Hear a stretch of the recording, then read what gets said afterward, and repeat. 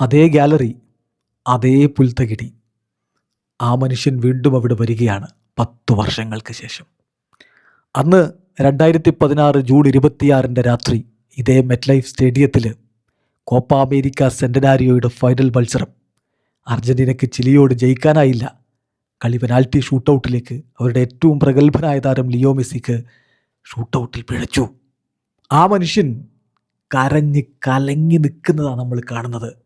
മടുത്തു, ഇനിയില്ല, ഇതെനിക്ക് പറഞ്ഞ പണിയല്ല, ദേശീയ ടീമിനോട് വിട പറയുന്നു എന്ന് പറഞ്ഞ് വിരമിക്കൽ പ്രഖ്യാപനം നടത്തി ലിയോ മെസ്സി. അതേ മണ്ണിലേക്ക്, അതേ സ്റ്റേഡിയത്തിലേക്ക് 10 വർഷങ്ങൾക്ക് ശേഷം ലിയോ മെസ്സി കടന്നു വരുന്നത് ലോക ജേതാവായിട്ട്, ആ ചാമ്പ്യൻ പട്ടം ഡിഫെൻഡ് ചെയ്യാൻ വേണ്ടിയിട്ടാണ്. നിലവിലെ ചാമ്പ്യനായിട്ട് തൻ്റെ കണ്ണുനീര് വീണ അതേ പുൽത്തകിടിയിൽ വെച്ച് വീണ്ടും ഒരിക്കൽ കൂടി ലോകകിരീടം ഉയർത്തുമോ ലിയോ മെസ്സി എന്നുള്ളതാണ് ആരാധകർ ഉറ്റുനോക്കുന്നത്.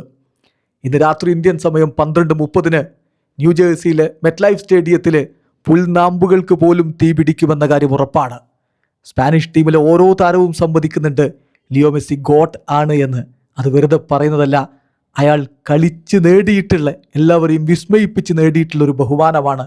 ആ ബഹുമാനത്തിനപ്പുറം എതിരാളിയായിട്ട് സ്പാനിഷ് പട ലയണൽ മെസ്സിയെ കാണുമ്പോൾ അവർ തടഞ്ഞു നിർത്താനുള്ള എല്ലാ ശ്രമങ്ങളും നടത്തും.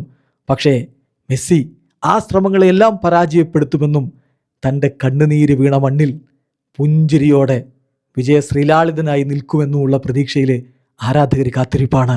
ആരാധകരുടെ ആ പ്രതീക്ഷ അദ്ദേഹം തെറ്റിക്കില്ലെന്ന ഒരു വല്ലാത്ത ഹോപ്പോടെ നമ്മളും കാത്തിരിക്കുന്നു.